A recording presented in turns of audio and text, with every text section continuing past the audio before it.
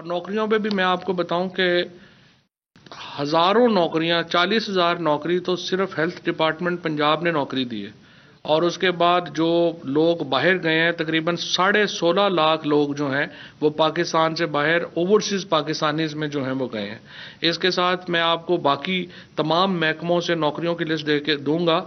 3 साल में 1 करोड़ नौकरियों से कहीं आगे जा चुका है काम। अस्सलामुअलैकुम, प्रोग्राम में खुशामदीद। मैं हूँ कुरतुलन हाशमी और आप देख रहे हैं प्रोग्राम न्यूज़ नाइट। आज हमारे पास एक बड़ा मज़े का टॉपिक है बात करने के लिए अवाम के साथ, और वो टॉपिक ये है कि हमारे मोहतरम वज़ीर फवाद चौधरी साहब ने गुज़िश्ता रोज़ बयान दिया और उनके बयान में उनका ये कहना था कि पाकिस्तान में हालात अब इतने ज़बरदस्त, इतने बेहतरीन हो चुके हैं कि मामला जो है अब यहाँ पर 1 करोड़ नौकरियों से भी ऊपर जा चुका है। साथ ही साथ उनका यहाँ पर ये कहना था कि हमारे मुल्क में, पाकिस्तान में जो है यहाँ पर जॉब की बहुत ज़्यादा अपॉर्चुनिटीज़ आई हैं। वो ये कहते हैं कि तकरीबन 40,000 नौकरियां जो हैं या हेल्थ डिपार्टमेंट में दी, हेल्थ डिपार्टमेंट ने यहाँ पर दी हैं। लेकिन साथ ही साथ उनका अगला बयान ये था कि 16 लाख पाकिस्तानी जो हैं गुज़िश्ता 3 सालों में मुल्क से बाहर जा चुके हैं। तो एक जानिब जहां पर खान साहब का ये दावा था कि बाहर के मुल्कों से लोग यहां पर नौकरियां करने आएंगे, लेकिन जनाब लगता यूँ है कि शायद पाकिस्तानियों को अपना वतन शायद कुछ ज़्यादा अच्छा नहीं लग रहा है। जिस तरीके के यहाँ पर दावे थे, बातें थी, जैसे कि बिलियन ट्री सुनामी था, तब्दीली लाने के ख्वाब थे, उसी तरीके से अब लगता है यहाँ पर यूँ है कि 1 करोड़ नौकरियाँ भी हमारे मुल्क में हर एक को यहाँ पर मिल चुकी हैं। इस सारे मामले के ऊपर हमारा पढ़ा लिखा तबका क्या कहता है, आइए ज़रा यहाँ पर जानते हैं। अस्सलाम वालेकुम। वालेकुम अस्सलाम।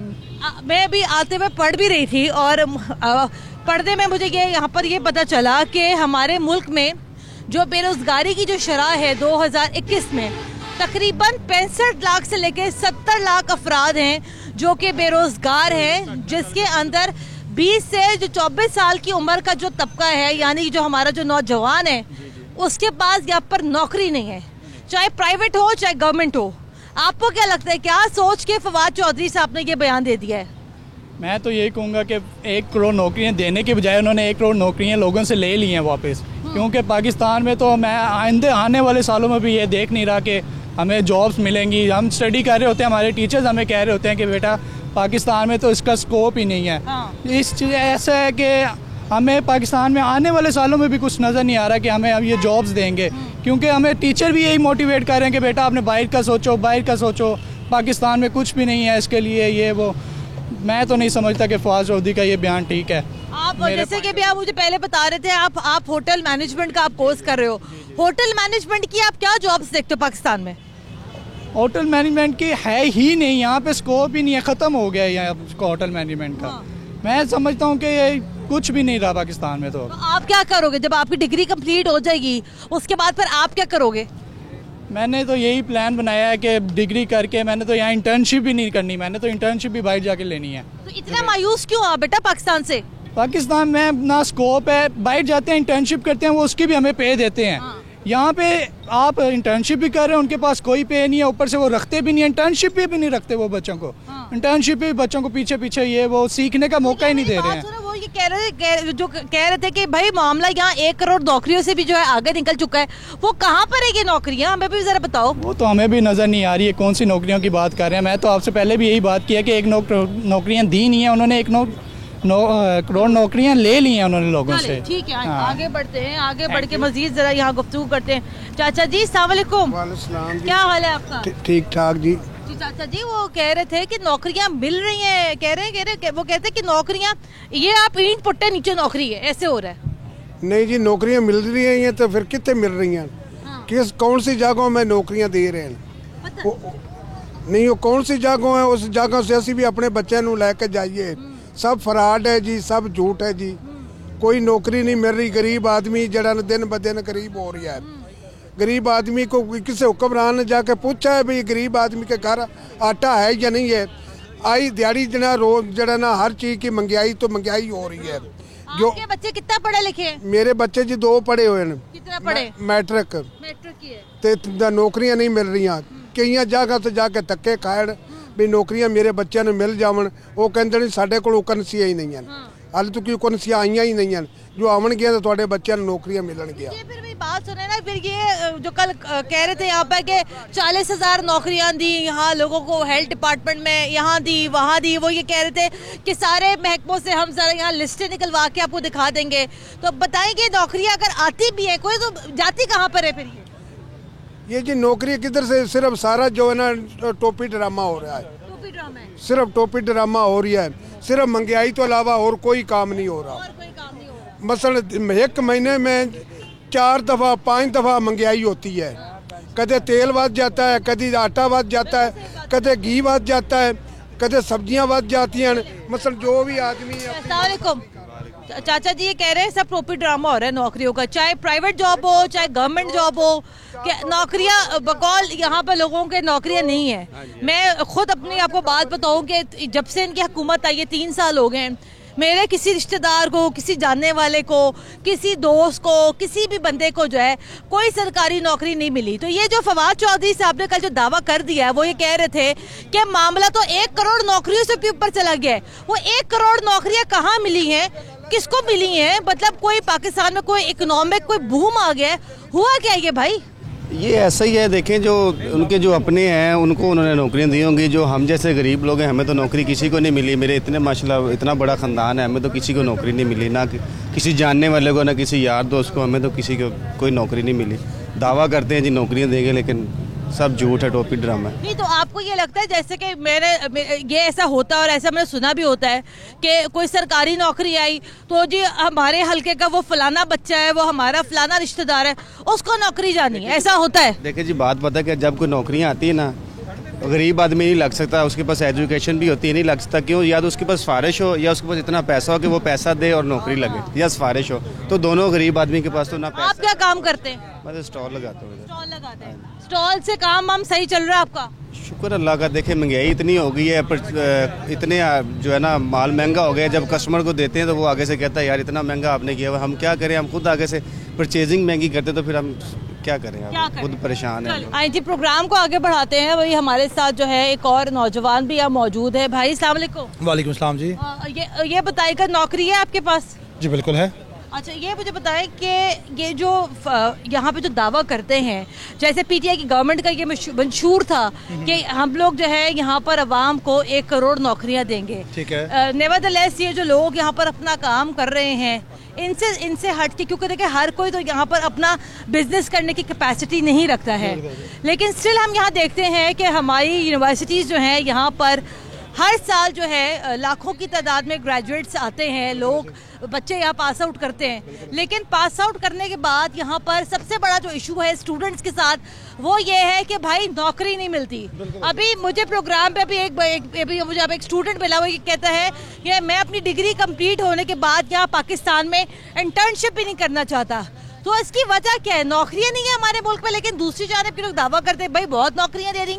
मैडम सबसे पहले तो ये कहूँगा कि अगर एक शख्स आपको वो कह रहा है कि मेरा दिल नहीं करता यहाँ पे काम करने को, मैं इंटर्नी नहीं होना चाहता यहाँ पे, तो एक इंसान की सोच और बहुत सारे लोगों की सोच में बहुत फ़र्क है। नौकरियाँ इस वक्त आपके पाकिस्तान में है, मतलब मैं उस कौम से बिलोंग करता हूँ जिसको पिज़्ज़ा हट में पिज़्ज़ा खाना महंगा नहीं लगता।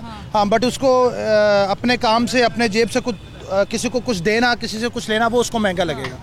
ठीक है, सिनेमा की टिकट उनको महंगा नहीं लगती, उनको बाकी बहुत सारे काम महंगे लगते हैं। तो बहुत सारी नौकरियां, if you have education, if you have experience, तो आपको ऑब्वियसली नौकरी मिल जाती है। एजुकेशन और एक्सपीरियंस तो यहाँ पर बहुत सारे लोगों के पास है। आप इस्लामाबाद से आए, वही हमने इस्लामाबाद से देखा था, वो इस्लामाबाद में एक अंकल हैं जो लम्स से जिन्होंने पढ़ा हुआ है, वो भी अब इस्लामाबाद में अपना एक बिरयानी का ठेला लगा रहे हैं। तो आपको ये नहीं लगता कि लोगों को उनकी कैपेसिटी के मुताबिक नौकरी नहीं मिल रही है? मैडम लेकिन बात ये आ जाती है ना कि इफ़ उन्होंने अपना जॉब नहीं की और बिजनेस स्टार्ट करते तो बिजनेस अच्छा है ना, किसी का बाउंड नहीं है। बिजनेस करने में कोई बुराई नहीं है, लेकिन फिर आपको ये नहीं लगता कि 1 करोड़ नौकरियों का दावा यहाँ पे बहुत बड़ा दावा कर दिया उन्होंने? बिल्कुल नहीं किया बड़ा दावा, ठीक है इतना बनता है।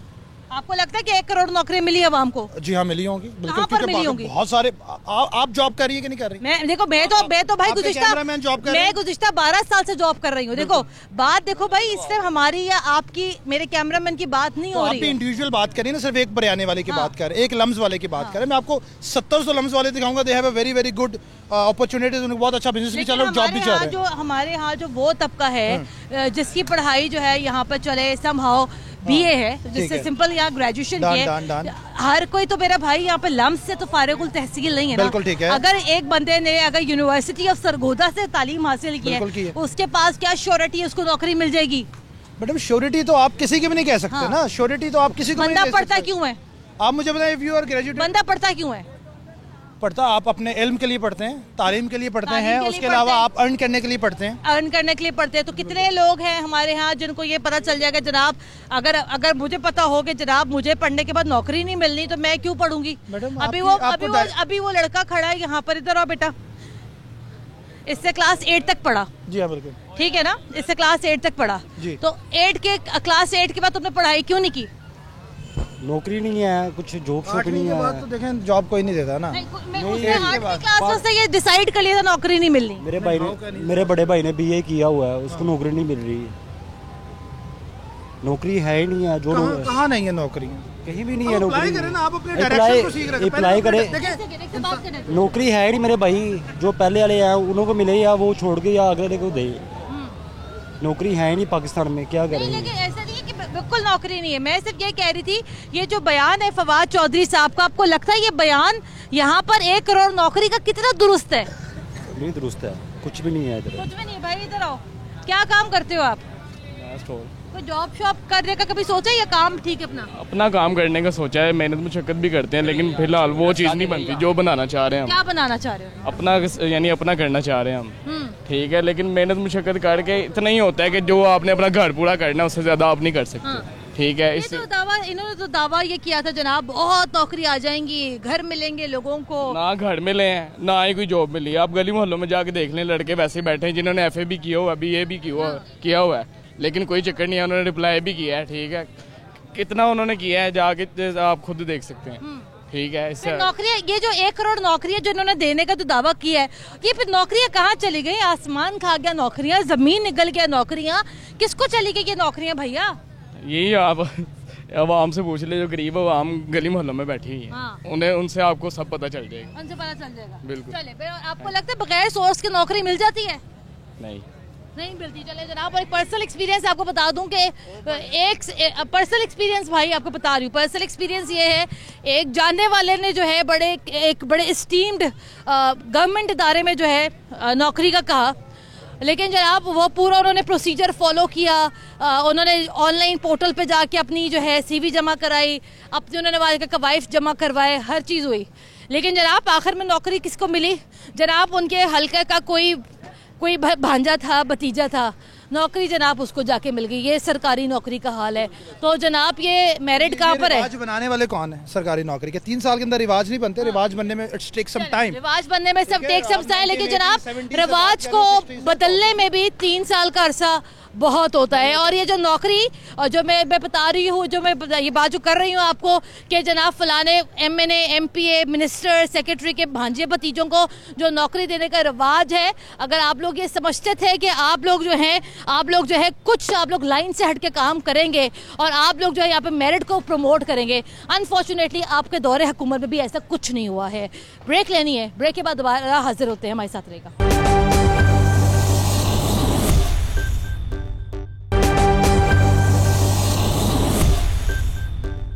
ब्रेक के बाद एक बार फिर खुशामदीद। आप देख रहे हैं प्रोग्राम न्यूज़ नाइट। आज के प्रोग्राम हम कर रहे हैं 1 करोड़ नौकरियां, और आज मैं प्रोग्राम में निकली हूँ 1 करोड़ नौकरियां ढूंढने के लिए। जैसे हम देखते हैं कि मुझे पूरे लाहौर में अभी इस टाइम जो है दरख्त ही दरख्त नज़र आते हैं।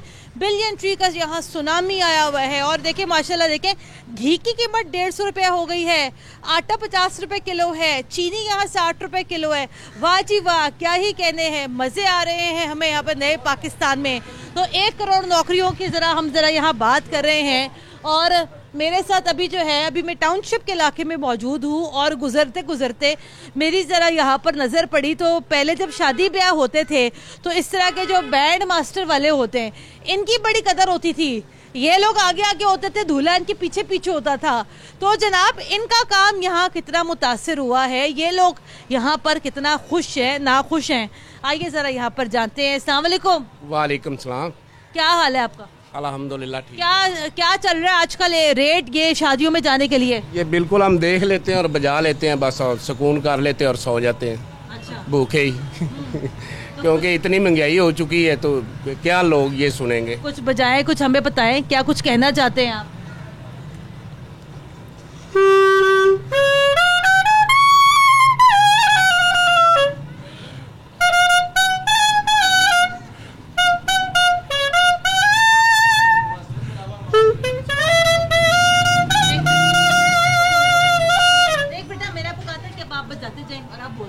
हाँ, ये मैंने गाना इसीलिए सुनाया ना सानू। बीच में काटना नहीं, ठीक है?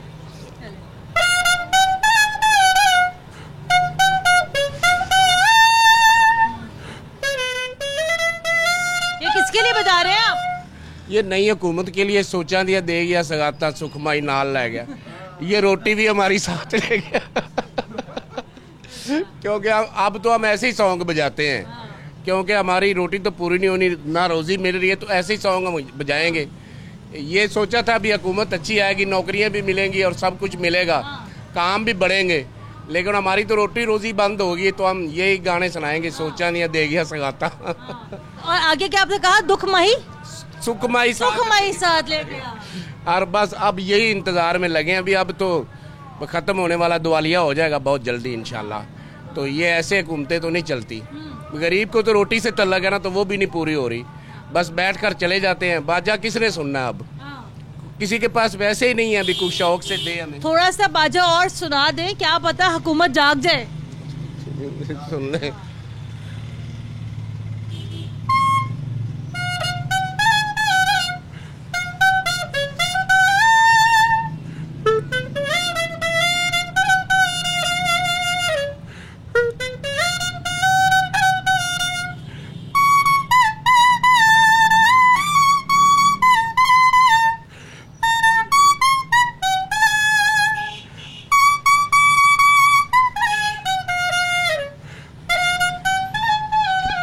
बात सुने, ये फवाद चौधरी साहब के लिए तो नहीं बता रहे आप, उन्होंने कल बहुत बड़ा दावा कर दिया 1 करोड़ नौकरियां देने का। चले जी, अल्लाह इनको हिदायत दे और हिम्मत दे नौकरियां, लेकिन मुश्किल है, हम तो परेशान हो गए। नौकरियां तो पहले भी छूटी जा रही हैं लोगों की, और नौकरी क्या मिलेगी? क्या करते हो? मैं इधर पहले जॉब करता था मैडम, गारमेंट्स की। अब मैं भी फारिग हूँ, जैसे भाई ने बताया कि अब नौकरियाँ नहीं है, हम भी फारिग हो गए, मालकों के खर्चे पूरे नहीं होते, छुट्टी हो गई है। तो अब कहाँ नौकरी कर रहे हो? अभी तो फारिग है मैडम, कोई रोजगार हो अभी? रोजगार है मैडम। पहले कितनी तनख्वाह थी जहाँ काम कर रहे थे? वहाँ मेरी 18,000 रुपये थी मैडम। तो 18,000 में चलो कुछ ना होने से तो कुछ होना तो बेहतर था ना। अब क्या करना है? अब देखें अल्लाह मालिक, अब क्या हो सकता है, अभी नौकरियाँ खुलेंगी, कोई जॉब की तलाश है, कोई जॉब मिलेगी तो इंशाल्लाह करूँगा काम। हुकूमत के वजीर तो कह रहे हैं 1 करोड़ नौकरियां दे दी हैं लोगों को। मेरे देखने में तो आज तक मैंने मैडम, किसी जानने वाले को, रिश्तेदार को 3 सालों में कोई अच्छी नौकरी मिली है? किसी को नहीं मिली मैडम, किसी को नौकरी, किसी को नौकरी नहीं मिला मैडम, मिली 100 बंदे को भी नौकरी नहीं मिली। ये तो कहते हैं ना, हवाई तीर चलाते हैं लोग कि जी ऐसी नौकरियां मिलेंगी, ऐसी नौकरी मिलेगी, किसी को कुछ नहीं मिला। इन्होंने वादा किया था घर बना के देंगे, गरीबों को ये देंगे, गरीबों को वो देंगे, किसी गरीब को कुछ चीज़ नहीं मिली है। भाई आपको क्या मिला चाचा जी? अस्सलाम वालेकुम। कुछ नहीं मिला जी, कुछ नहीं मिला। चाचा जी दावे तो हुकूमत कर दिए करोड़ों के। इस हुकूमत ने किसी को कुछ नहीं दिया, सिवाय बर्बादी के कुछ नहीं मिला। सिवाय बर्बादी के। आप क्या काम करते हैं चाचा जी? मैं चारपाई बनाता हूँ। चारपाई बनाते हैं? आजकल कौन बनवाता है चाचा जी चारपाइयाँ? बनती हैं, लेकिन अब सुबह से मैंने सिर्फ 175 रुपए का काम किया, 175 का। अब उसमें मैं क्या कर लूँगा? बच्चे हैं आपके? हाँ जी, 5 बेटे हैं, 2 बेटियाँ। बच्चे कितना पढ़े लिखे हैं आपके? नहीं, वो थोड़े ही पढ़े हैं, लेकिन वो अपना काम कर रहे हैं। हाँ। तो आपको कल दिल नहीं करता कि चलो बच्चे पढ़ लिख जाते तो अच्छी कोई नौकरी मिल जाती? इतने वसाइल नहीं है हमारे, इतने वसाइल नहीं है जो हम इतना बच्चों को पढ़ा लेते ज़्यादा। बस वो कोई 4 पढ़ा है, कोई 5 पढ़ा है, कोई 8 पढ़ा है। जिन्होंने दावा यहाँ जो किया है फवाद चौधरी साहब, जानते हो अगर आप उनको, तो वो नौकरी किधर है भाई? कोई भी नहीं, किसी को नहीं मिली, किसी को नहीं मिली। बल्कि जो लगे हुए थे उनकी नौकरी भी हटी हैं। हाँ। कई फैक्ट्रियां बंद हो चुकी हैं। हाँ। ये आपको भी पता है। हाँ। लोग बेरोजगार हो गए हैं। बेरोजगार हो गए। हाँ जी, ठीक है, चले जनाब। 65 लाख से लेके 70 लाख अफराद यहाँ बेरोजगार हैं। ये नौजवान हमारे दिन रात यूँ मेहनत करते हैं। बेटा बात सुनोगे? क्या हाल है? कहाँ जा रहे हो इतना भारी सिलेंडर उठा के? काम का टाइम है, काम करने लगे। काम करने जा रहे हो। कितना पैसे कमा रहे हो रोज के?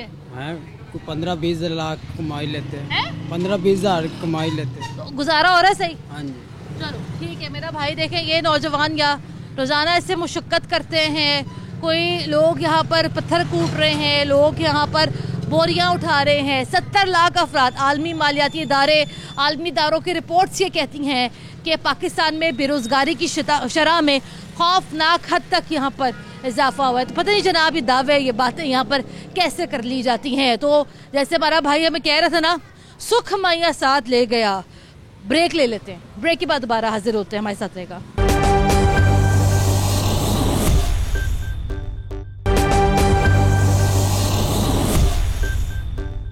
ब्रेक के बाद एक बार फिर खुश आमदीद। आप देख रहे हैं प्रोग्राम न्यूज़ नाइट और आज का प्रोग्राम हम कर रहे हैं अवाम के साथ। और आज हम अवाम से ये सवाल कर रहे हैं कि क्या अवाम यहाँ पर खुश है, अवाम के पास क्या नौकरियाँ हैं, घर हैं, और एक ओवरऑल अवाम जो है यहाँ पे पाकिस्तान तहरीक इंसाफ की परफॉर्मेंस को कैसे एवेल्युएट करती है। मेरे साथ अभी प्रोग्राम में सेनेटर एजाज चौधरी साहब भी मौजूद हैं, पाकिस्तान तहरीक इंसाफ से इनका ताल्लुक है। सर अस्सलाम वालेकुम। जी वालेकुम अस्सलाम। एजाज चौधरी साहब, वैसे विद ड्यू रिस्पेक्ट, मैं हफ्ते में शो करती हूँ, महंगाई के ऊपर शो करती हूँ, बिजली पे शो करती हूँ, गैस पे शो करती हूँ, लेकिन I am just unable to understand कि ऐसा आप लोगों ने 3 सालों में क्या कर दिया, डिस्पाइट ऑफ द फैक्ट कि महंगाई हुई है और इस बात का जो है एतराफ़ आप लोग ख़ुद करते हैं, लेकिन जो आपके वोटर थे वो भी अब आपसे इस कदर नाला हो गए हैं कि जिनको शायद अल्फाज में यहाँ बयान करना बड़ा मुश्किल है। 3 सालों में आपको क्या लगता है, आप लोगों की परफॉर्मेंस क्या इतनी बुरी है कि अवाम आप लोगों को यकीन करें नाम सुनना पसंद नहीं कर रहे? जी बहुत शुक्रिया आपका, और इस इतला देने का इससे भी ज़्यादा शुक्रिया कि अवाम हमें पसंद नहीं कर रहे। गुज़श्ता 2-3 माह में एक इलेक्शन हुआ है कश्मीर का, उससे पहले 1 साल पहले इलेक्शन हुआ है गिलगित बल्तिस्तान था, दोनों जगह हमने हुकूमत बनाई है। और सेंट्रल पंजाब में कश्मीर की 7 नशस्तें थीं, 7 की 7 जीत ली, ठीक है। सियालकोट का इंतखाब जीता। नहीं अवाम की, वो अवाम है या नहीं है? अवाम है ना। वैसे एक बार आपने देखा ना, मैं आप भी देखा ना, अब आपने इतना लंबा सवाल कर लिया तो जवाब भी अवाम ही है ना वो भी। अच्छा, उसके बाद ये इलेक्शन हुआ कैंटोनमेंट बोर्ड का, वो भी तहरीक इंसाफ 1 नंबर पे है पूरे मुल्क के अंदर। इसलिए अवाम तो वो हैं जो अपनी राय का इजहार कर रहे हैं, ठीक है। अच्छा, बाकी उसके बाद मैं ये समझता हूँ कि इन 3 सालों के अंदर तहरीक इंसाफ ने बेशुमार काम ऐसे किए हैं जो अवाम की बेहतरी किए हैं। मिसाल के तौर पे आपका मुल्क बुनियादी तौर पे एक एग्रीकल्चर ज़राअत का मुल्क है। आपके मुल्क की 65 से 70% आबादी ज़राअत से मुतल्लिक है। मैं ये बात चैलेंज से आपको कहता हूँ कि ज़राअत में किसान को, काश्तकार को, हारी को हर फसल पे मुनाफा हुआ है। और लास्ट जो चौधरी साहब, पता है प्रॉब्लम ये है कि आप बेशक एक सेकंड, मेरा एक पॉइंट है, मेरा पॉइंट ले लेना, मेरा पॉइंट ले ले सर। देखिए बेशक आपकी बात दुरुस्त है, आप कहते हैं कंस्ट्रक्शन सेक्टर आप लोगों का बूम कर गया, आप ये कहते हैं जनाब आपका एग्रीकल्चर का सेक्टर जो है वो बूम कर गया।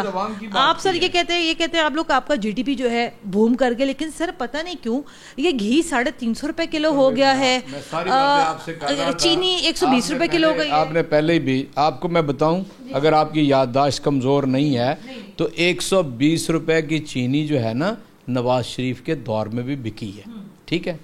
दूसरी बात आपने की है घी की, घी सारा इंपोर्ट होता है ऑयल, जिसकी बुनियाद पे घी बनता है। और गुज़श्ता 1.5 साल से पूरी दुनिया, एक सदी के बाद एक ऐसा पेंडेमिक है कि जो लोगों को कंट्रोल नहीं हो रहा। आज जो चीज़ें इंपोर्ट पाकिस्तान करता है तो वो ज़ाहिर है जिस इंपोर्ट प्राइस पे आनी है उसी पे बिकनी है।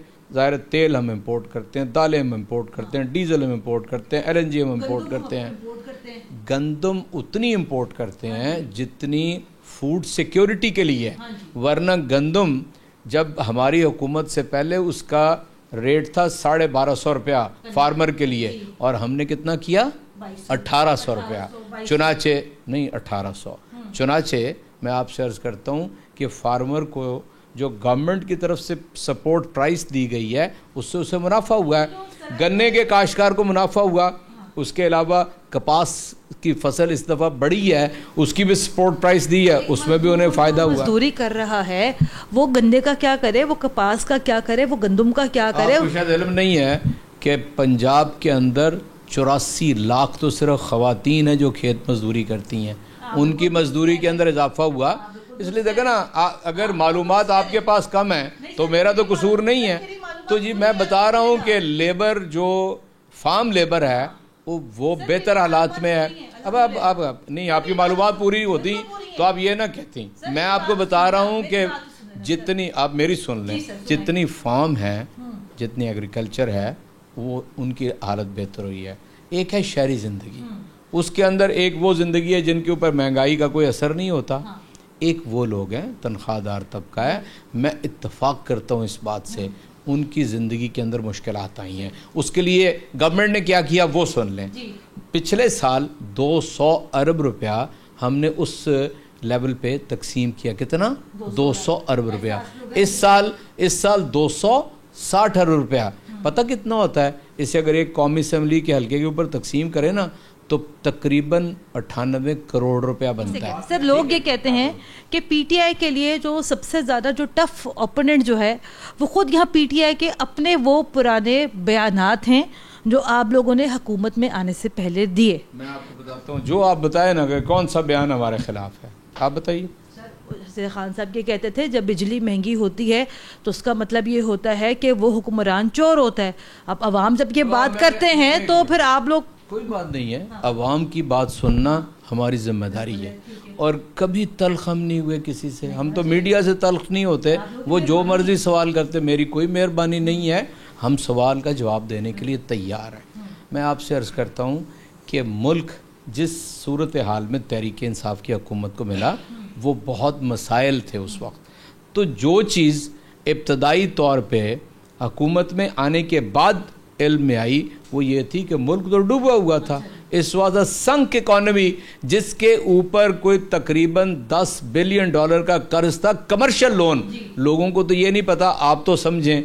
एक है IMF, वर्ल्ड बैंक, इनके लंबे अरसे के लिए लोन होते हैं 1%, 1.5% के ऊपर होते हैं, आधे % पे होते हैं। वेयर एज कमर्शियल लोन जो हैं 7, 7.5, 8% पे होते हैं। आखिरी 3 सालों में नून लीग की हुकूमत ने $10 बिलियन कमर्शियल लोन लिए, जिसके बारे में हमारे एक माहिर मईशत ने यह कहा था कि वो लैंड माइन्स हैं, आप पाँव रखेंगे तो पाँव आपका भाग से उड़ जाएगा। IMF के कहता है, IMF की मैं भी आने से पहले रिपोर्ट पढ़ी थी। सर एक सेकंड ना, आपने एक सेकंड सर। तो पहले 3 साल हमने वो पैसे वापस करने शुरू किए, उसके बाद आ गया कोविड। अब आप मुझे बताइए, दुनिया सारी कोविड से बिल्कुल मुतासर, उनकी सारी इकोनॉमी बैठ गई है। अच्छा, पाकिस्तान बहरहाल इस पोजीशन में है कि यहाँ पर लोगों की ज़िंदगी गुजर रही है। मैं ये नहीं कह रहा कि मुश्किल से नहीं गुजर रही है। दुनिया की मईशतें आपके हमसाए के अंदर 11-12% शरह नमू थी, माइनस में चली गई है। IMF की भी मैं आने से पहले एक रिपोर्ट पढ़ रही थी। IMF के कहता है, दीगर जो इंटरनेशनल जो ऑर्गेनाइजेशंस जो हैं उनकी रिपोर्ट से कहती है पाकिस्तान में 70 लाख अफराद बेरोज़गार हैं, जिनमें से 20 साल से लेकर 24 साल तक की उम्र के जो नौजवान हैं उनके पास नौकरियाँ नहीं हैं। ये मैं नाम नहीं लेती किसी वजीर का, वो ये कहते हैं फवाद चौधरी साहब ये कहते हैं कि 1 करोड़ नौकरियां दे दी। देखिए, मैं आपको एक बात बताऊं, आप लोग अगर तो जी सवाल बराए सवाल करना है और जवाब बराए जवाब लेना है तो आपको फवाद चौधरी साहब ने जवाब दे दिया है। अगर आप समझना चाहते हैं तो जी कोविड के नतीजे में जो मईशत पूरी दुनिया की ज़मीं बोस हो गई है, उसमें पाकिस्तान एक बेहतर पोजीशन में है। हमने कमज़ोर लोगों के लिए तकरीबन हर शहर के अंदर वो इंतज़ाम किया कि कोई ये नहीं कह सकता कि भूखों मार रहा है। ठीक है, उसका इंतज़ाम किया ना हमने। ये इंतज़ाम किया कि खुशहाली सर्वे करा रहे हैं और लोगों की जो मसला होगा वो उसमें एडजस्ट हो जाएगा। हम बिला सूद कर्ज दे रहे हैं नौजवानों के अपना कारोबार शुरू करें, हम बिला सूद कर्ज दे रहे हैं किसानों को। 84 लाख ये सेहत कार्ड पंजाब में तकसीम हो गया है, दिसंबर तक 100% हो जाएगा, लोगों को हेल्थ इंश्योरेंस हो जाएगी। दुनिया में तो हेल्थ इंश्योरेंस के इशू पे हुकूमतें बनती और टूटती हैं, तो वह हेल्थ इंश्योरेंस हो जाएगी। इसलिए मैं आपसे अर्ज़ करता हूँ कि जो दुनिया में बैनुल-अक़वामी कीमतों का बढ़ना है, पाकिस्तान आज भी उसमें सबसे कम कीमत है। सर चौधरी साहब आपका बहुत शुक्रिया। तो ये जनाब यहाँ पर सूरत हाल है। आज का प्रोग्राम हमने किया यहाँ पर आवाम के साथ, और आवाम यहाँ पर ये कहती है कि 1 करोड़ नौकरियों का जो बयान है यहाँ पर फवाद चौधरी साहब का, वो यकीनन यहाँ पर एक बहुत बड़ा बयान है। लेकिन ज़ाहिर बात है एजाज चौधरी साहब हमारे साथ मौजूद थे और हुकूमत को डिफेंड कर रहे थे, और कर भी कह सकते हैं यहाँ पर जो जनाब ये इस तरह की सूरत हाल है। आप भी निकलें बाहर, मैं भी निकलती हूँ बाहर, चल के ज़रा नौकरियां देखते हैं। जो बिलियन ट्रीज सुनामी था, क्या पता कोई नौकरियों को सुनामी भी शायद हमारा यहाँ पर इंतज़ार कर रहा हो। प्रोग्राम के लिए हमें अपना फीडबैक ज़रूर दीजिएगा। कुर्रतुल ऐन हाशमी को इजाज़त दें। अल्लाह हाफ़िज़।